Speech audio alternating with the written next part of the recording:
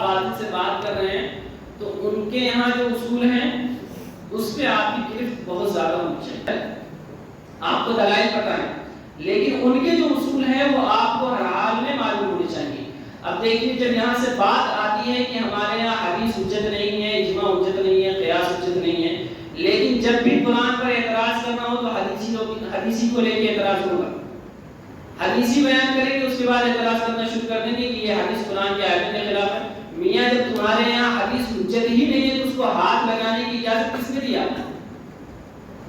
وہ بات آپ کے یہاں حجت ہی نہیں ہے، آپ اس کو کیسے لے کے آ رہے ہیں؟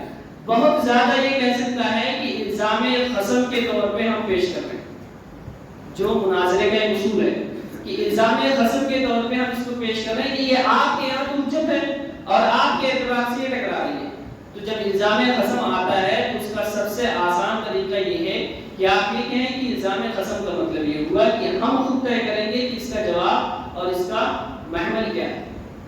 آپ نہیں طے کریں گے. جب آپ کے یہاں وہ حجت نہیں ہے تو آپ کیسے طے کر سکتے ہیں؟ آپ تو اپنا شبہ پیش کر سکتے ہیں، بس ہم اس کو طے کریں گے اس کو کہاں لگانا ہے، کہاں فٹ کرنا ہے، کہاں نہیں فٹ کرنا ہے.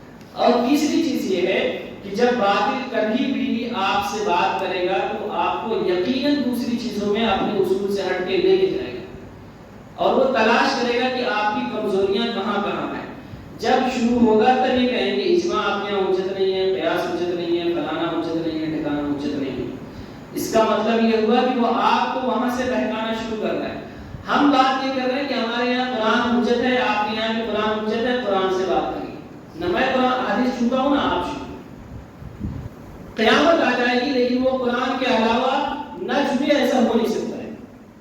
اعتراض کرنے کے لیے وہ قرآن کی آیتوں کو قرآن کے سامنے رکھ کے آپ کے اوپر اعتراض کرتے ایسا ہو ہی نہیں سکتا ہے. منکرین حدیث کبھی بھی ایسا نہیں کر سکتا ہے کہ قرآن کی آیت لے اور اللہ کے نبی پر اعتراض کر دے.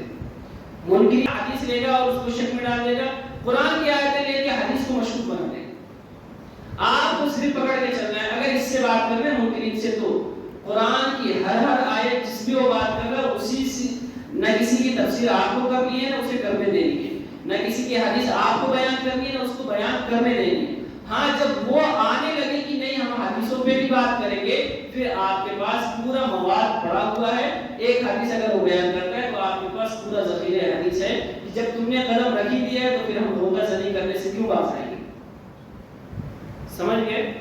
یہ بنیادی چیزیں ہیں جس پہ اگر آپ اس پہ بات کریں، کسی سے بھی بات کریں گے تو انشاءاللہ آپ کو فائدہ ہوگا.